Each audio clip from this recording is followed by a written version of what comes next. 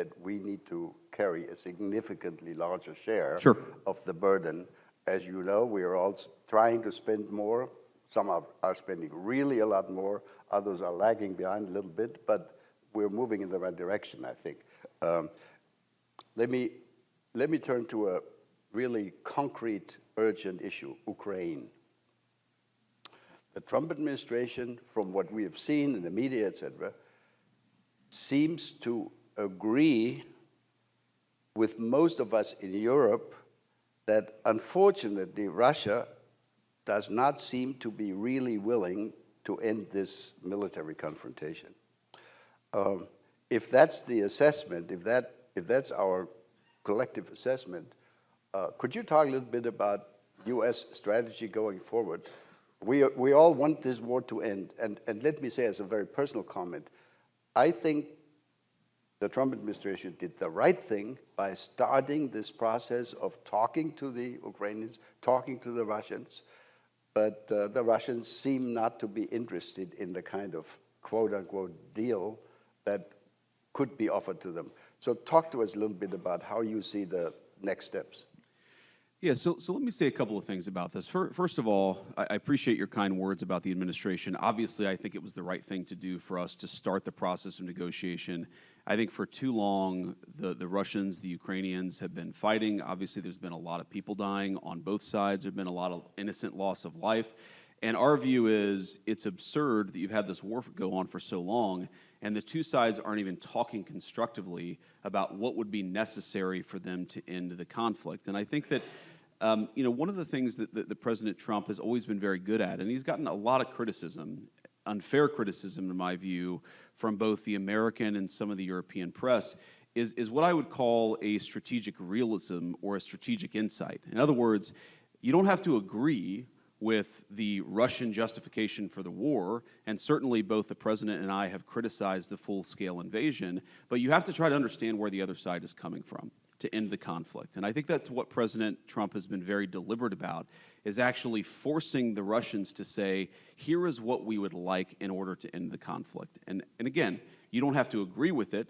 You can think that the request is too significant, and certainly the first peace offer that the Russians put on the table, our reaction to it was, you're asking for too much, but this is how negotiations unfold. And I wouldn't say, I'm not yet that pessimistic on this, I wouldn't say that the Russians are uninterested in bringing this thing to a resolution. What I would say is right now, the Russians are asking for a certain set of requirements, a certain set of concessions in order to end the conflict. We think they're asking for too much, okay? And then obviously, the Ukrainians matter a lot. They're the other side. They're the other party, at least to the direct conflict. And we have to ask, what is the Ukrainian? What do they need in order to bring this conflict to a successful completion? And we're going to continue to have that conversation. Now, what the president has said is that he will walk away if he thinks he's not making progress. And I think that, about once every 4 or 5 weeks, you will hear some American official or sometimes multiple American officials say, this is a week where we need to make another step. And in particular, the step that we would like to make right now is we would like both the Russians and the Ukrainians to actually agree on some basic guidelines for sitting down and talking to one another. Obviously, the United States is happy to participate in those conversations, but it's very important for the Russians and the Ukrainians to start talking to one another. We think that is the next big step that we would like to take. And why does that matter? The reason it matters is because, again, I mentioned the Russians, but also the Ukrainians have also been they've put a piece of paper in our hands that says this is what we would need in order to bring this conflict to a successful resolution from our perspective. And there's a big gulf, predictably, between where the Russians and the Ukrainians are, and we think the next step in the negotiation is to try to close that gulf. We think it's probably impossible for us to mediate this entirely without at least some direct negotiation between the two, and so that's what we focused on. But I'm not yet a pessimist on this. I mean, obviously, the Russians and the Ukrainians are not there yet because the fighting is still going on. The Ukrainians have said they would agree to a ceasefire, a 30-day ceasefire. We appreciate that. What the Russians have said, again, you don't have to disagree with it, but it's important to understand where the other side is coming from. What the Russians have said is a 30-day ceasefire is not in our strategic interest. So we've tried to move beyond the obsession with the 30-day ceasefire and more on the what would the long-term settlement look like, and we've tried to consistently advance the ball. One final point I'd make about this, I think it's probably wouldn't surprise anybody in the room, but there are a lot of people watching who are not in the room, is a frustration that we've had, frankly with both sides, is that they hate each other so much that if you have an hour conversation with either side, the first 30 minutes are just them complaining about some historical grievance from 4 years ago or 5 years ago or 10 years ago. Look, I understand it. I understand that people don't fight wars against each other without a lot of grievance and a lot of problem, but we're trying to, as much as we can, play a constructive role in advancing the peace conversation forward. And what I'll say, just to echo something that President Trump has said many times, but I think it bears repeating, is our strong view is that the continuation of this conflict is bad for us, it's bad for Europe, it's bad for Russia, and it's bad for Ukraine. We think that if cool heads prevail here, we can bring this thing to a durable peace that will be economically beneficial for both the Ukrainians and the Russians, and most importantly, will stop the end of the destruction of human lives. I think people underappreciate this about our president here in the United States is he has a genuine humanitarian impulse about this. He hates innocent people losing their lives. He hates even soldiers losing their lives in unnecessary conflicts. He just wants the killing to stop, and that will continue to be America's policy. But obviously, as all of you have seen, we'll navigate that policy and react as the parties bring their grievances to us. Great, thank you very much. If I can just offer 2 footnotes to that. I think for us, Europeans living as neighbors of Ukraine, and if you wish, also as neighbors of Russia, we have begun to understand that what we're looking at here is not just the defensive war by Ukraine against the Russian aggression. It is also a confrontation that puts at risk all of European security. In other words, it's indirectly our defense also. It's not just Ukraine. And this is why we're so desperately interested in seeing that this comes to an end, hopefully. And I think the real trick for negotiations and for a conclusion of this is going to be that it's going to be lasting and not broken in the next 3, 6, or 9 months again. Let me, Mr. Vice President, since we have so little time, there are so many issues. If you allow, let me turn to another issue, China. That's a key, as we understand, a key challenge for the United States, for your foreign policy. It's also of tremendous interest for us in Europe. So the United States has defined China as the key strategic challenge going forward for coming probably many years. This has also been the justification, the reasoning when American staff members of yours tell us the United States must be much more present in Asia and will therefore need to reduce their presence, their strength, etc., in Europe. But now there are some signals in the media that the United States government, that the White House might actually be interested in a strategic deal with China, maybe even including on Taiwan. Could you talk a little bit about the China strategy of the Trump administration? Yeah, so I haven't seen those reports that you mentioned, a strategic deal on Taiwan, so I wouldn't speak to that. I certainly would say that there has been no conversation between our governments about a strategic deal on that particular question. What we have talked about, of course, is that we cannot absorb the producer surplus of the entire world. That has been the role of the American economy for the past 30 years, in some cases vis-a-vis Europe. And by the way, we don't blame, for example, the Germans for pursuing a policy that makes their exporters strong. We just wish that American leadership had pursued a policy that made our exporters strong, because now we find ourselves in a very precarious place. And when I say we, I mean the entire West. I mean the NATO alliance. I mean the United States and Europe, which is that we become, in a world of hyper-complicated, hyper-globalized supply chains, we find ourselves more and more reliant on countries that may not have our best interests at heart. And even if they're halfway decent trading partners, it's still a little bit risky to put all of your eggs in one proverbial basket economically. And what the president has said is we must rebalance the global economy vis-a-vis China. We cannot absorb hundreds of billions of dollars, close to $1 trillion per year in annual surplus, most of it coming from the People's Republic of China. And what that's going to mean in the rebalancing is that we think that the PRC is going to have to, frankly, let their own population consume a little bit more. They've held consumption levels down in order to increase these massive exports. It means that American manufacturers are going to have to be treated more fairly in some of these global trade deals. It means we're going to have to cut some new trade deals with some of our friends in Europe, but also with some of our more adversarial nations. But that also, we have to be careful here, because while we want to rebalance global trade, and that has certainly been the explicit goal of our policy, we also want to make sure that we do this in the right way.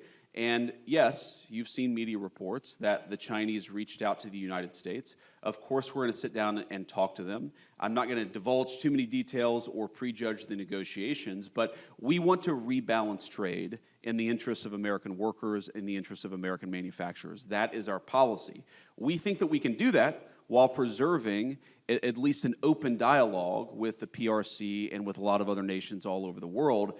But that doesn't mean the old way of doing business is going to be stable or that it's going to persist. It simply cannot. It was not sustainable 10 years ago. It was certainly not sustainable 4 years ago, and we're very, very committed to changing it. But we're open to having conversations with both, again, our friends and more adversarial nations about what that rebalancing ultimately looks like. And people have to remember, Liberation Day, which was where the president announced this fundamental change, I think, in the global trading system, that was almost exactly 30 days ago. So we are in the early innings of a very significant shift. I think that shift is going to really inure to the benefit of both the United States, but also of Europe.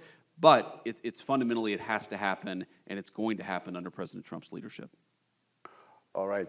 I think it's great if there are beginning discussions between you and the Chinese.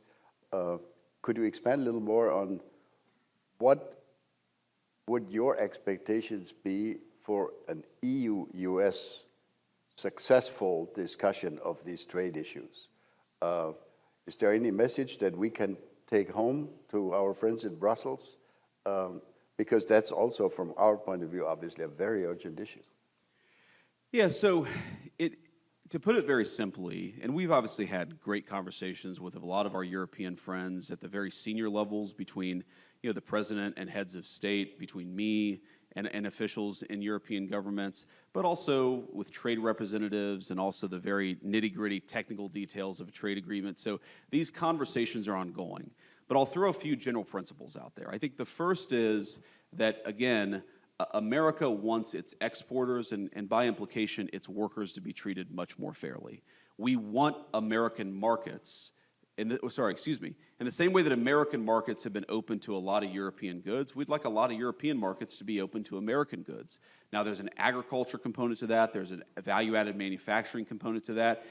We think that we have, in both the software but also the more harder technology side, we have some great defense technology firms where, on the one hand, we have our European friends saying, we want to actually build up our defense, we want to do more burden sharing, but on the other hand, it seems like some of our European friends are less open for business if the people selling software and hardware are American firms.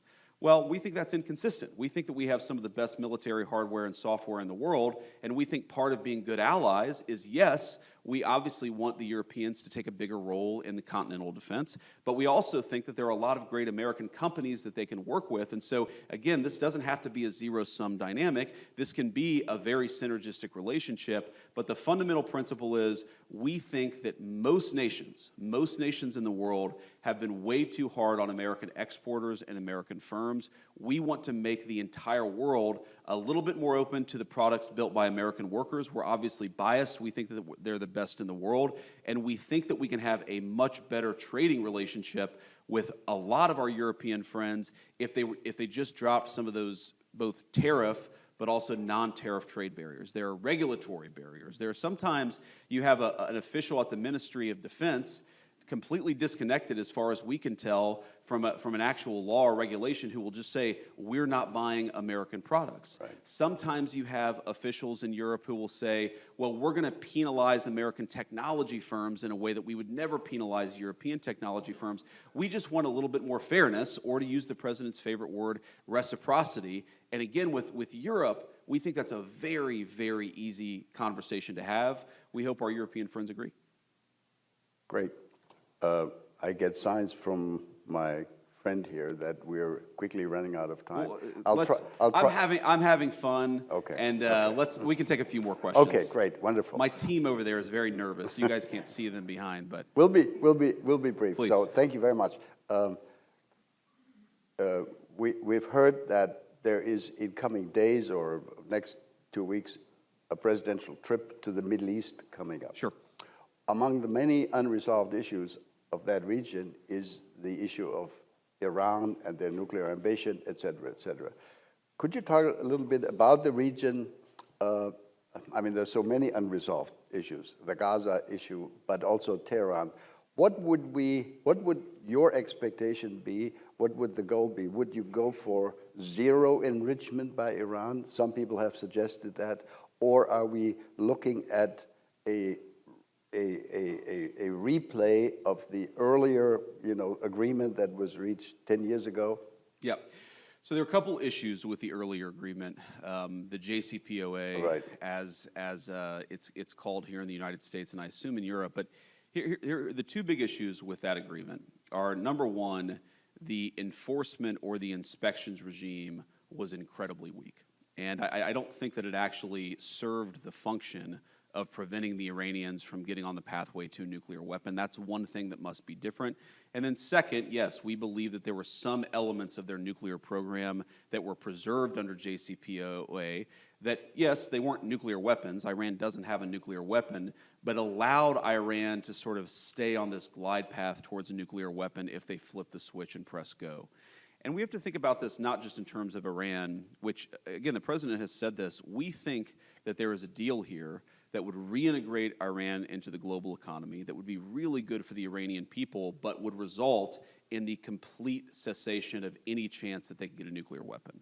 And that's what we're negotiating towards. And as the president has said, that's option A. And option B, if option A is very good for the Iranian people and even some of the folks, the leadership in Iran, option B is very bad. It's very bad for everybody, and it's not what we want, but it's better than option C, which is Iran getting a nuclear weapon. That is what is completely off the table for the American administration.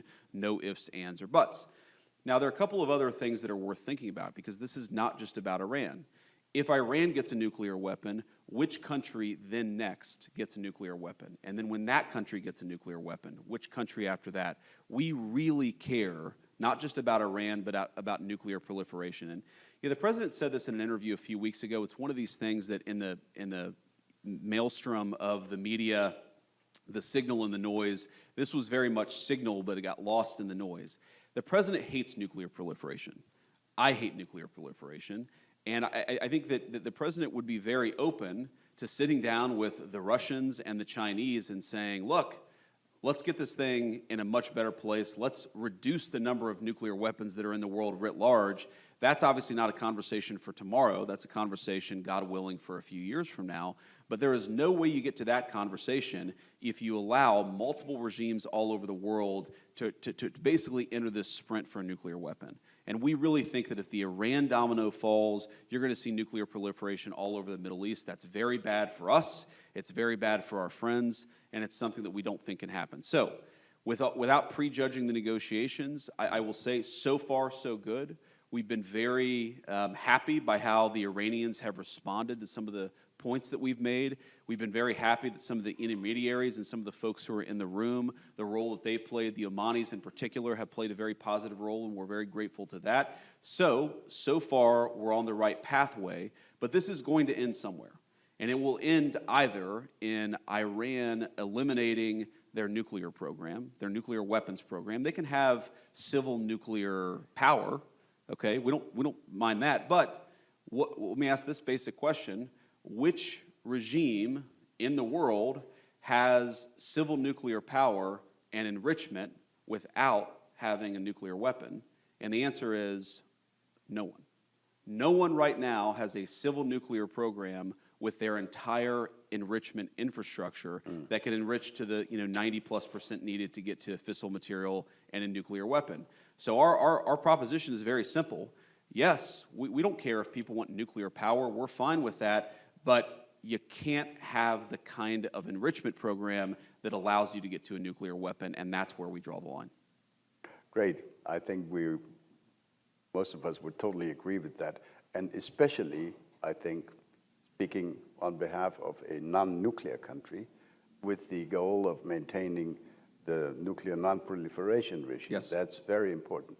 That allows me to turn to my next or last question on NATO, because most people don't understand that the fact that we've had NATO under U.S. leadership for the last 70 years, that has been an essential instrument of international non-proliferation. Yes. If we had not had the U.S. nuclear presence in Europe, I would be prepared to give you at least 2, 3, 4, 5 countries in Europe that would have gone nuclear if they had not had this reassurance. Sure.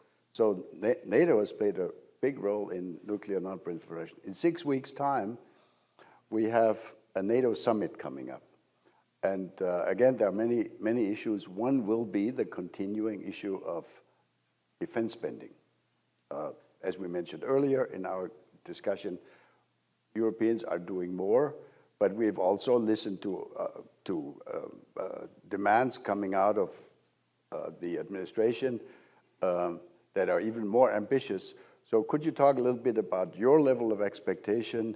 What would be your desired outcome of that NATO summit in terms of defense spending, in terms of how much Europe will need to do on its own in order to relieve the United States more in Europe? Yeah, so I think there are a couple of different components to this. So first of all, what the president has said is he'd like to see 5% spending on defense in NATO.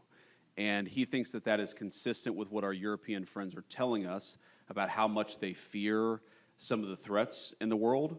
And, given, unfortunately, that a lot of European militaries have not kept pace over the past few decades, there's a bit of catching up to do. And so that is the goal that the president has set. Obviously, the European countries are going to make their own determinations, but that's what we think is a reasonable goal. But it's really not just about the spend itself. It's also how the money is spent. And it's, again, there's this fear that we have when we look at some of our European friends, and I made this point at the first Munich Security Conference I ever went to, that when I looked at Germany 10, 15, 20 years ago, one of the things that the Germans were very good about is that they had kept the industrial strength of their economy consistent with the first world standard of living. But now what we see in Europe is a lot of our European friends are deindustrializing at the very moment where we're all seeing the hard power underpinning, or the economic underpinning of real hard power requires very strong and powerful industry. And so it's not just spending money, as important as that is, it's making sure that the same economic engine that powered first world living standards is actually geared towards producing, God forbid, weapons of war if those weapons of war are ever necessary. And so I think there's both an economic component to this that's completely divorced from the spending levels, and then of course there's the spending levels too. But we really want and we really care about Europe being self-sufficient. I gave an interview a couple of weeks ago where I actually tried to make the point that, yes, we're going to have disagreements with Europe, and Europe will have disagreements with us. Sometimes, I would hearken back to 2003 United States policy in the Middle East. I frankly wish we had listened to our European friends, but I think this is an area where we're fundamentally right, and I think it's gratifying to see so many of our European friends recognize that, and recognize that Europe does really have to play a bigger role in continental defense. I think we're all aligned on it. It's just a question of getting there, and most importantly, getting there quickly. There is a glimmer of hope in our country, in Germany. As I'm sure you've seen, we've eliminated the so-called debt brake. Yes. When it comes to defense spending. So there is now the opportunity for the incoming new government in Germany to spend significantly more. In other words, I think we're in good shape in terms of responding to what you have just said.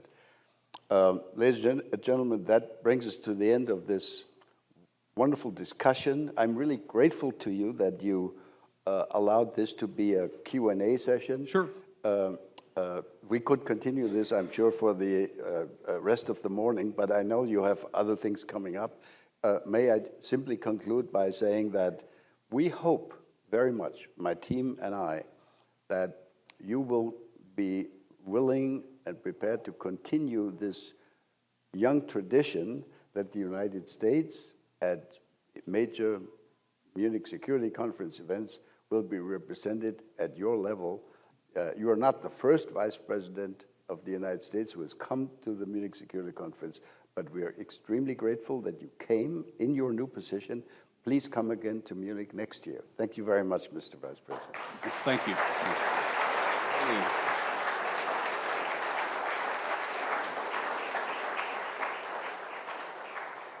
So if I may just say a few things in conclusion. First of all, I appreciate the kind words, and I appreciate the invitation back. I wasn't sure after February whether I'd get the invitation back, but it's good to know that it's still there. Well, we thought about it. Second of all, since you brought up Germany, I wanted to, of course, from the President, issue our congratulations to Chancellor Merz. And I know that we'll have a conversation with him in the next couple of days, but we're looking forward to it. And the final point that I'd make is not to rehash what's in that document, but one of the things that I said in that speech that didn't get as much airplay, but I thought was just as important, is that everything that I said there applied as much to the previous American administration as it did any government in Europe. Oh. And I think that I mean this from the heart and as a friend, that there is a trade-off between policing the bounds of democratic speech and debate and losing the trust of our people. Every single country, and we're all going to draw the lines a little bit differently, every single country says there are things that are outside the realm of political debate. I understand that, I accept that, and I'm fine if one country is going to draw those lines a little bit differently than the United States. But I think all of us, including especially the United States, we have to be careful that we don't draw the lines in such a way that we actually undermine the very democratic legitimacy upon which all of our civilization rests. And I think that is fundamentally the point here. It's not Europe bad, America good. It's that I think that both Europe and the United States, we got a little bit off track, and I'd encourage us all to get back on track together. We're certainly willing and able to participate in that work, and I think all of you all too. Thank you. God bless you. Great. Thank you so much.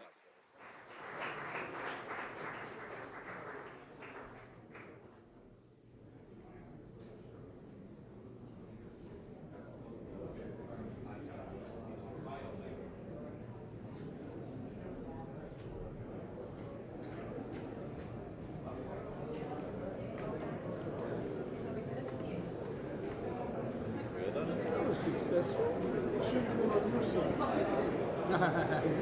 Yeah, well, he sat a little bit profiling, he sat that way. I also saw the same. He was pretty profiling. So maybe you should next time, hey, JD, come on. Yeah. I mean, I wish that just kind of, because I was getting a little bit of kind of I myself, my lens.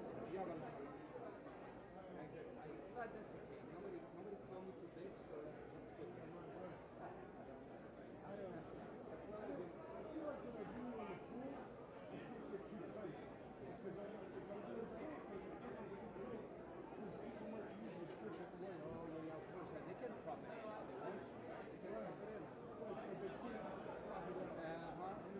What's not there is never going to be there.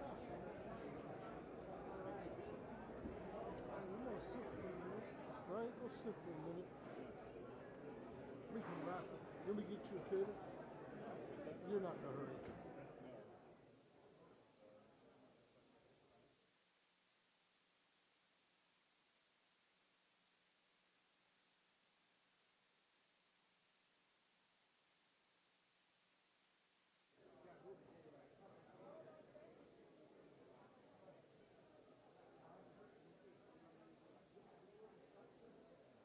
thing I don't like, I took the assignment on one thing.